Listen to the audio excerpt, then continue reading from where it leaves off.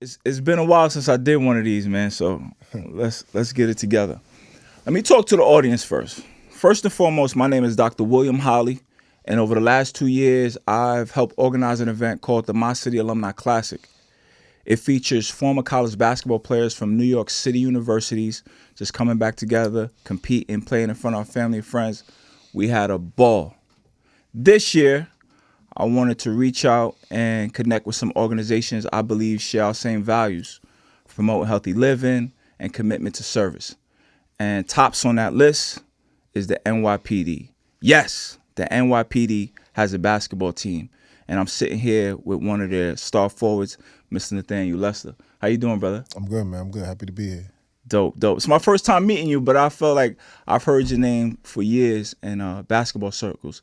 So yes, Saturday, May 11th, is My City versus the NYPD. It's taking place at Wingate High School in Brooklyn, 12:30 p.m. Matinee. Mr. Lester, let's start there. When's the first time you heard the NYPD had a basketball team? I'll say the first time I heard was from Khalif. He told me about it when I was coming up, when I was in the academy in 2016. Yeah? Yeah, he told me about it. Khalif Olacott, who also plays for the NYPD, was a standout at Queens College. What'd you think, man? Because you played big-time basketball. You were a Division I product of Hofstra University, Correct. Canarsie High School. What'd you think when you were in the academy getting your career started and your man tell you, yo, we got a basketball team? First, I was shocked. I was like, wait, y'all play ball? In the city? Cops got a team? He was like, yeah, you can still play ball. You know, we getting paid. You know what I'm saying? You could still feel like you're in the team aspect. And I was like, all right, sign me up. That's dope. The NYPD, I checked today, got 30,000 officers. What's that tryout process like? Yo, some years the gym be packed. Everybody want to be down on the team or want to showcase their talent, and you know the top people that could ball gonna stand out. You can see a ball player when you know it. Tell me about that first tryout, walking into that gym for the very first time. Well, my first tryout actually was when I was in the academy. I came down to a practice with the team. Khalif told the coach about me, brought me down. It was Saturday morning, never forget. And played a little scrimmage with the team. And after that, the coach came to me and was like, yo, here's your jersey. You on the team. That was it.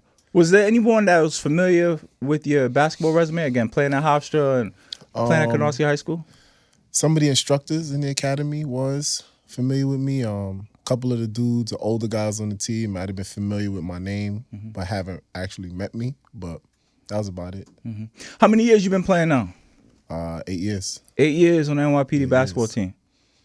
Tell me some of the places you guys have traveled to play. Because I go on the social media, NYPD basketball, I see checks and y'all traveling. Yeah. Some of the places we traveled to, we went to Dallas. We traveled to Orlando. We went to DR. We went to Memphis. Maryland, Miami. Tell me about your San coolest. Diego coming up too. San Diego, that's dope. Yeah. Tell me about your coolest moment being a part of the NYPD basketball team. Coolest moment, I would say,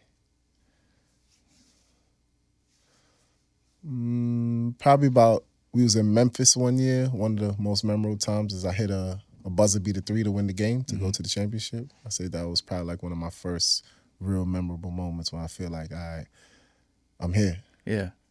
That's dope. When I reached out to Captain Ben, salute to Captain Ben, I told him what I wanted to do. We were talking about the roster, and I was like, yo, certain guys I would like to see play on the roster. And I said, is Nathaniel Lester playing? He said, are you kidding me? I was our best player. We ain't going anywhere without him. So that's pretty dope. With the NYPD basketball, how does that impact, I guess, your day job as an NYPD officer? Like being on the team, like what does that profile mean for, I guess, your job as an officer? Well, being that I'm on the basketball team and I'm doing some extra, I always make sure I keep my work up to par. I'm never lacking in the office or when I'm at work. I'm always, a step ahead of the game because I may have to step off for a game or practice or something. So I always make sure I'm ahead of the game and everything's up to date, so I'm never behind with my work. Do other officers like know you from the team that maybe you don't know during work, but they'll see you in the street like, yo, great game the other day? Yeah, some guys, that they're familiar. They say, oh, you play on the NYPD basketball team. And I'm like, yeah, it's always love and, a little handshake and say what up. Or they say, yo, when's the tryouts? Or when you guys ball and I want to come down. Or I want to just come to a game and show love. Yeah, that's love. That's love, man. In January, you guys had a big matchup against the FDNY. Yes. You guys were fortunate to pull it off. That's right. What was that like? Talk to me about the build-up, because the energy, I'm just watching from afar, it seemed like a pretty big deal. Well, that by far, I would say, was our biggest game that I've ever been a part of in my 8 years of playing with the department. I mean, each year it's growing, but this year has been phenomenal with the amount of support we're getting. We filled out the stands there with 2,000 people in the Barclays, and that sold out in 3 days. Y'all played in the Barclays, NYPD versus FDNY. Right, and that sold out 3 days. Tickets were gone. They had to reopen and get another batch of tickets. So our name and NYPD basketball is growing in the community, which is a good thing. Like, finally people, they want to see us. They want to buy our merchandise, things like that. So things is growing in the department. What was the game like, man? I seen a picture you holding some big ass trophy. I'm like, oh snap. What was the game like being out there? Well, it's always good playing against our brothers, FD. We know some of those guys from back in the day playing ball as kids in the neighborhood. And, they went FD, we went PD route. So it's always good competing against people and, just giving back to the community. And that game, we play them every year, and it's always an intense game competing against them. So, like I said, each year is growing, and hopefully next year is just bigger and better. We talk about this exhibition tour. There's a Barnstorming tour that My City's putting together. We're playing NYPD on May 11th. The week after, May 18th, we will be playing FDNY. Also, again, just trying to bring all the communities together, trying to show that you guys went NYPD, they went FDNY, but we all from the same places. We played in the same high schools, we played in the same playgrounds. Just a little something, try to bring the communities together through sport. With that game, NYPD versus FDNY, how far up the chain of command does that game, that victory, go? We talking about in terms like who showed up? Like the energy, who showed up. I saw one clip when, before the game, you guys were in some gym that I didn't even know the NYPD had. I guess you guys were running with recruits. That was in the academy. That's our personal gym in the academy. That's our new gym. Well, it's not that new, but that's our gym right there. So who does the commissioner come out? What's that? The first dep and the police commissioner were front row. Right there, right? This is our bench. They were the next two people after our bench. So that's how big our event is and how much they show love to us. Like, they were front row with their athletic wear on and their jerseys on, taking pictures with us, cheering we was in a regular hood tournament. Yeah. Yeah. What's that feel like to see your superiors? I was in the Army. I did 4 years in the Army, and I was a lower level soldier and stuff. And to see when my generals and stuff came out, you want to perform for them. You know what I'm saying? You want to do good things, and it's great to receive adulation from them. What's that like to see the brass out at those games? Well, first of all, it's a lot of pressure. It's a lot of pressure I felt. I said, there's no way they all coming out here and I'm going to let them down and lose this game. There's no way I'm losing. But on the flip side, it's good to feel like you got people with rank behind you, pushing you and supporting you in that aspect. So it's like we can't fail. Yeah. And, it's all love at the end of the day to see that they right there with us and all the support we gain. That's dope. That's dope, man.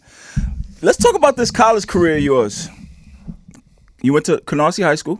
Canarsie, yep. And then you signed to go to Hofstra. Correct. D1. Yep. Talk to me about that process of picking a school. What other schools were after you at that point? At that point, I had offers from St. John's, Rutgers, Manhattan, Siena, Villanova. Whole list of schools that was Big East schools was offering me at the time. And at the end of the day, I picked Hofstra. Took a visit there, and shout out to one of my best friends, Charles Jenkins. He was one of the main reasons why I picked Hofstra. We've been playing together with the Broncos AAU team since sophomore year. That's when we got connected, and he still like my brother till today. Talk to him every day. So he was the main reason why I went to Hofstra. Salute Charles Jenkins, who got drafted by the Golden State Warriors. He's still in New York? Yo, pull up May 11th, Charles Jenkins. Yep. But what was it like, man? D1 in New York, you know what I'm saying? You're still close to home, but you got your own space at Hofstra. What was that experience like, 4 years on campus? But that was probably one of the best years I've ever had playing ball. Best 5 years of my life was in playing ball in school. So I like the atmosphere, you know, playing ball, playing with my best friend, traveling. But I definitely, high school to college was a total different transition that I had to get used to. The speed of the game was different. The strength of the players was different. And now when you're in a college team, a Division I program, everybody here was the nicest player where they came from. Sure. So now you're not, everybody's here can ball. Right. There's really no slouches around you. Everybody was the best player where they came from. So now you got to really up your game to be the top player or one of the top players or wherever you at. You went straight from high school to college? Yep. No straight, prep? No prep, no nothing. That jump doesn't happen too much these days. Right. So, you know, that also means you was on top of your books. I had to be. Shout out to my mentor, Coach Gustus, RP to Tommy Allen, my high school basketball coach, and my principal, Mr. David Harris. Coach Ford, my assistant coach, and hopefully I'm not forgetting anybody else to mention, but, you know. Hold on, you throwing a lot of names out there. Yeah. RP to the coach, Tommy Allen. Now, Ted Gustus, and that's somebody I was going to bring up. Again, My City is about us former college basketball players from the D3 level helping to tell our story. Last year, I sat with Ted Gustus. He is a legend in the city, one of our icons. He coached at Lockland. He coached at Canarsie. He also worked in the PSAL overseeing Brooklyn basketball. But what many people don't know is Coach Gustus played his college basketball same place we did. John Jay, CUNY, D3 guy. Yep. You know what I'm saying? So hopefully he'll be out there May 11th also. What was it like being in practice with Coach Gustus, man? Well, I knew Coach Gustus. He took me under the wing in 7th grade. A lot of people don't know that. I've been with Coach Gus. He's been mentoring me, playing the father role of my life since I was in 7th grade. Love. And we didn't start even talking about basketball until maybe midway through my freshman year. And we didn't train together until after my freshman year is when he said, yo, is this what you really want to do? And I was like, yeah, I'm trying to get better. I averaged like 4 points as a freshman. I mean, I was starting, but I was like, yo, I ain't had no game. I was like, yo, I'm just tall for my age. I'm just trying to get out there. I had no game. And once I gave him that commitment that, yo, I'm serious about this, I went from 5 points a game to 24 points a game leading scorer in my conference. I told him I want that, and he showed me the way how to do it. So shout out to him. I give him all the credit for starting me out and training me. That's all dedication to him. What was it like when you made that transition from 5? Like, what you talk about the work you had to put in, and first giving him the commitment, right? Yeah, because that's the first part. A lot of first. youngsters, like, do you want it or not? You know what I'm saying? You said you wanted it. What are some of the type of things he would, I guess, have you do, or like, what was the change between 5 points to 20 plus points? Well, after the commitment, he looked me in the eyes and said, yo, don't waste my time. Because, like you said, he's a businessman, entrepreneur. Big He could time. be doing a lot of different things than spending his time with some little kid that's playing games. And once I gave him that, he gave me the blueprint. So I sacrificed partying, hanging out with friends, hanging out with chicks, you know, like playing video games. I stopped all of that. And it was school, right after school, basketball, did my homework, then I had to rest, go back to school again and repeat that. And I did that for from the end of the season, all summer, back to the beginning of the season. And that basically changed my life, because it taught me life skills off the court also, which was my time management, value of being a man, giving my word and keeping it, things like that are values that I retained still to this day that affect other aspects of my life. How'd you block out the distractions? Because I'm sure people, yo, we out, bro. Party. Yo, that basketball, man, forget your books. You a star. You ain't got to really, you could just get a 65 and we good. It's kind of like he told me something. He said, look who the people giving you advice. Would you trade places with them? And I was like, nah. They not where I want to be. I want to be way better than that. And, you know, Sebastian was you know, he was leaving high school at that time. He showed me an article. He said, you want to go behind somebody? Look at this guy. Look how much work he's putting in. He's getting up 6 a.m., running the stairs, running the beach, putting up shots extra before the day even starts with his other teammates. He said, this is what greatness look like. This is the type of hard work you got to put in. So I looked and I'm like, yeah, I ain't gonna have no time to be chilling or doing stuff like that. Right. My boys used to chill in my house all the time. My house was like the hangout. Right? So in the morning, Saturday morning, everybody's sleeping in, chilling. I'm getting up 6 a.m. to meet him in the gym. And this is after we done practiced all week. Right. I'm getting up, leaving them in my house, stepping over them while they sleep to get out and go play ball and go work out one-on-one with coach. That's how dedicated I had to be. That's the price you got to pay, man. Yep. That's dope. I don't know how much you pay attention to high school basketball these days. Yeah, a little, not too heavy, but a little bit. The city seems to be down bad, man. These kids ain't getting it done like they supposed to, you know. And there's talent there, but you got to pair the talent with the work ethic, you know. So it's amazing that you shared that story. Somebody that did it, D1 product, you know, still getting busy, you know, a professional. So we definitely gonna get that clip out there and circulating. At the college level, what was your best moment at Hofstra? Who recruited you? What coach was that? David Duke. Okay. He's the coach at Delphi right now. Okay. Head coach, I believe he's still at Delphi. David Duke recruited me. You had your man Charles Jenkins. I think one year Charles too. You suffered an injury. Yeah, had to sit out. Tore my rectus femoris. It's a muscle right here in my quad. I tore it going into my senior year. I tore it and I redshirted, and then I played the following year. So yeah, I tore it after like working out in the summer. So what's that moment from college that stands out to you as we talk about Hofstra? Moment that stands out to me. Wow, it's a lot of moments in college. Let me think.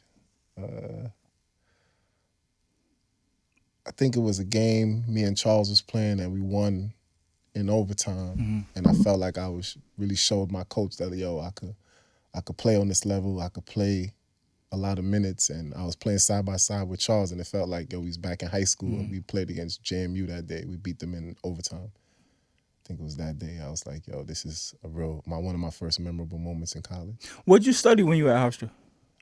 Liberal arts, and then I started my master's in phys ed. Now, again, after college, D1, D2, D3, like, it can be tough to find your footing after playing ball your whole life. You know, I Definitely. He's shaking his head. Yeah, that it can be tough to find your footing, man. Now that the game at that level is no longer there. What was that time like for you? I think I could speak for quite a lot of ball players that was in my shoes that transitioned from playing ball our whole life to finishing college to now maybe going overseas for a little bit or not going overseas and have to figure it out. That in-between stage of figuring out life after basketball is one of the hardest things to do as a ball player that played ball all our life. Like, one, it's hard to accept it. That's one. Two, we getting up in age. Three, we broke. Yeah. So some people got families, had babies, wife and kids to look after, and I'm saying home situations to deal with. So it's a lot going on in that timeline right there. And I ain't gonna lie, like when I knew ball was done and I was wondering what I'm gonna do next, or if my agent gonna call me and say, oh, we got a team that's gonna pay you XYZ at this place, like I was depressed. It get dark. I was depressed, man. Depressed. It was like a long 6 months of depression of putting it through my head like, damn, basketball over for me? Like, I'm not a ball player no more. Like, what I'm gonna do? I played ball all my life. I don't know what else I'm good at. When it was time to figure out something else, it's like, what else I'm good at? I don't know.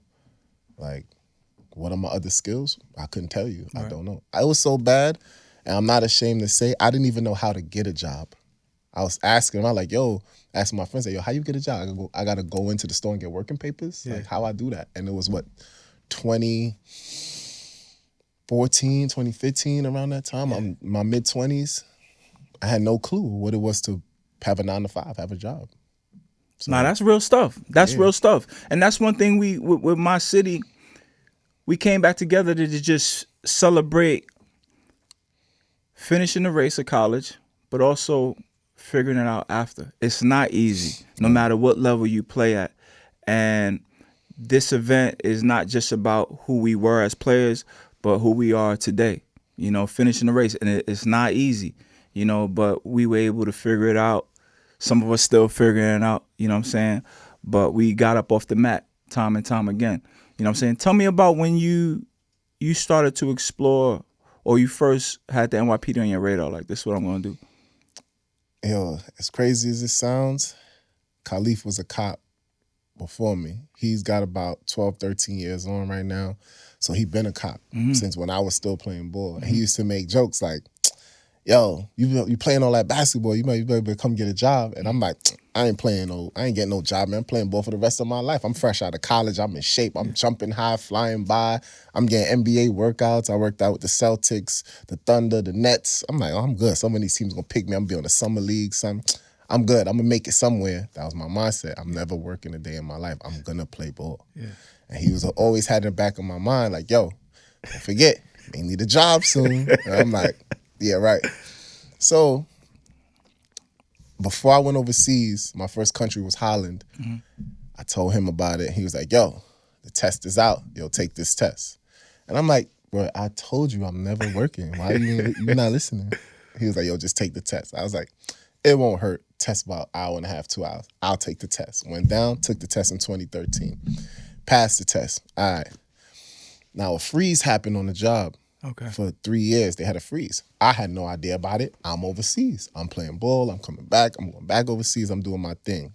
Cool. So then I came to the crossroads 2 years later after basketball was probably coming to an end. I was going to go with it. After Holland, I was going with a team in England. Worked out for them. And shout out to Jay Hernandez, you know, assistant coach of the Nets right now. He took my game to another level. After college, he was the one that brought my game to the highest level, to the best I ever felt playing ball was. With just individual workouts? Yeah. Okay. Pro hoops. He was dealing with pro hoops at the time, and me, him, and Charles, and Kimba, a couple other NBA guys used to be in the same gym working out, and my game took off to another level. So shout out to Jay Hernandez for that. I appreciate that. So freeze.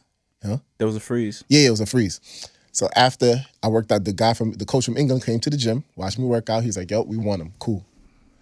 2 weeks later, they said, yeah, we can't pay him for the money he signed for. Something was funny with the money. And I'm like, I was in Holland playing, and then now I can't come here and make this much. I said, I could stay home for that. So that idea got scratched, and my agent was shopping me around to other teams. Long story short, nothing popped off. So I'm talking to Khalif. I'm like, damn, so I'm still home. He working, he chilling, living good. He's like, well, I'm good. I was like, car paid for, got a house. I'm like, damn, I need something. I'm looking in the back at me. I'm like, I ain't got nothing. No car. I'm like, damn. So then an email comes from that test I took in 2013. Oh, you could start your application to be a police officer. Congratulations, like that. And I'm like, I forgot I took this test. I said, yo, look, what's up with this? I'm good. I should try this. He was like, yo, you see how I'm living, right? And I said, yeah, you're right. Enter and selected, filled out all the paperwork, and a couple months later, they say, yo, you start the academy tomorrow. And I was like, that's how I pretty much got Hold this on, job. bro. You went from, yo, I don't know how to pursue a job to one of the toughest gigs in the city. There was no resistance as a young brother. You're from Brooklyn, right? Yeah.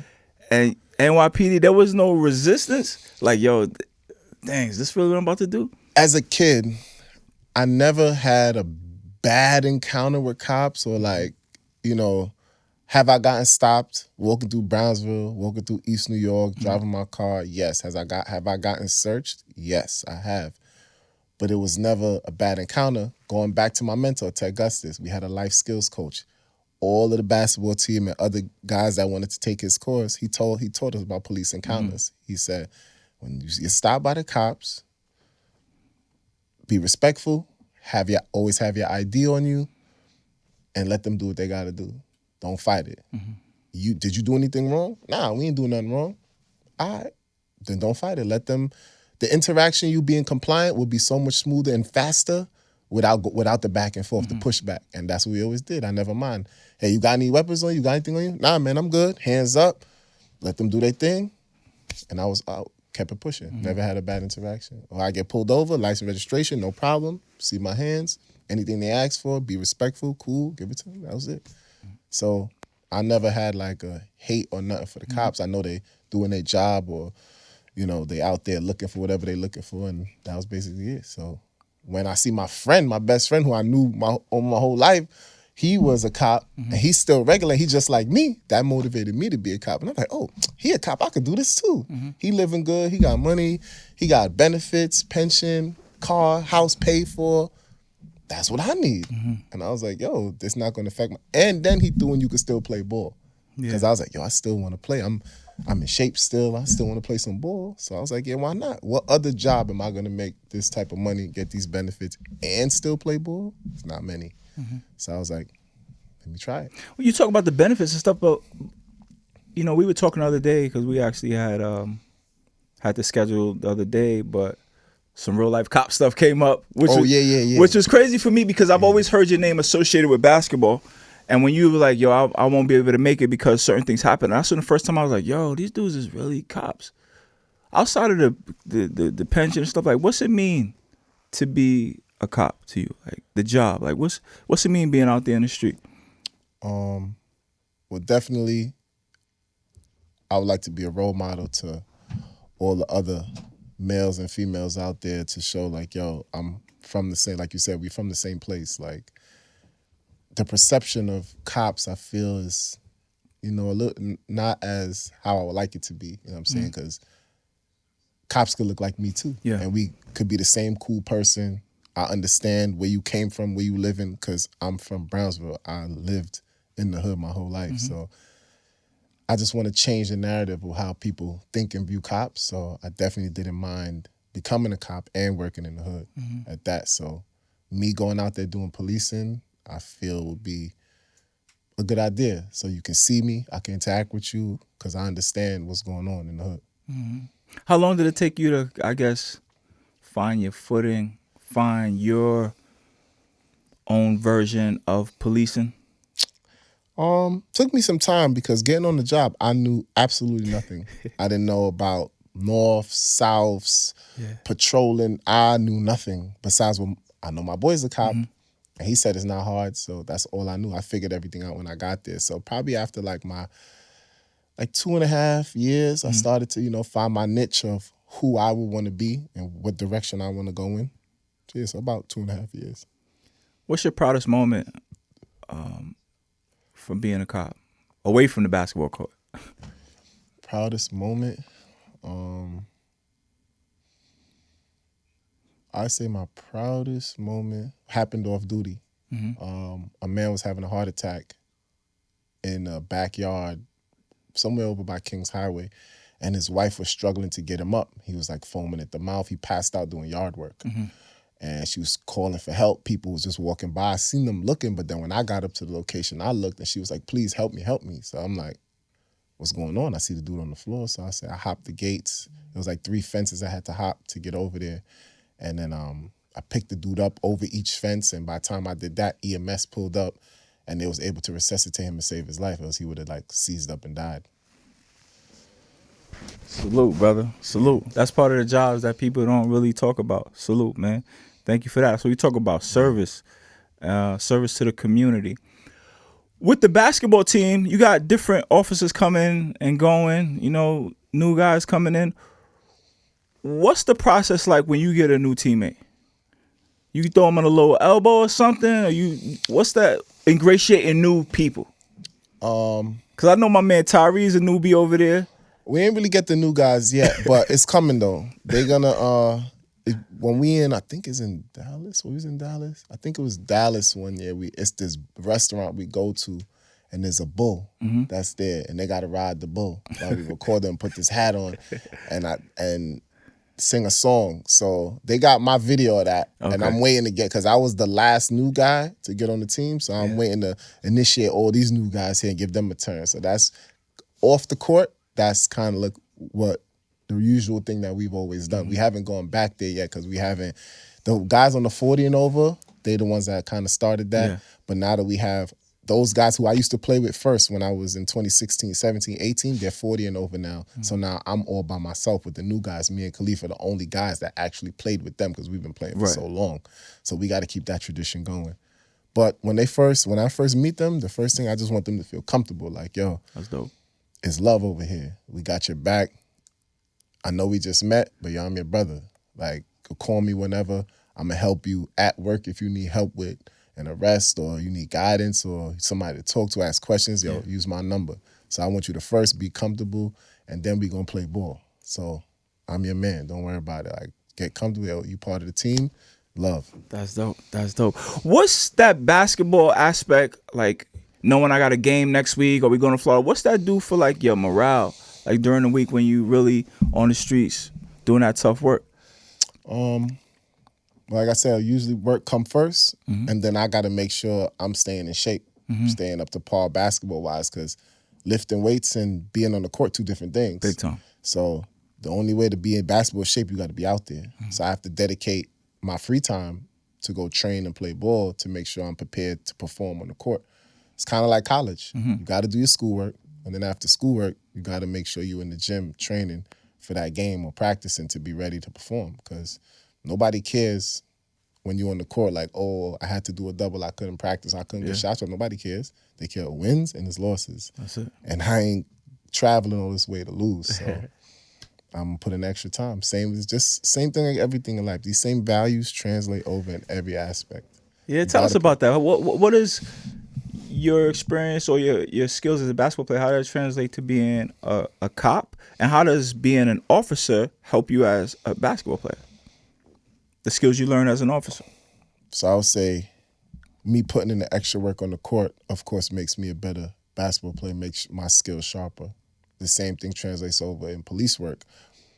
I'll put in the extra work there. So, for example, if a person got robbed and they got the video of it happening, me putting in the extra work would be going a block away, getting footage of the person before it happened or after it happened, see where does he go, does he ever take off his mask, things like that would be putting in the extra work, going the extra step, or tracing him all the way back to his house on camera because his camera's everywhere. Like, that's going above and beyond to get justice for someone else, and that's putting in the extra work for high reward.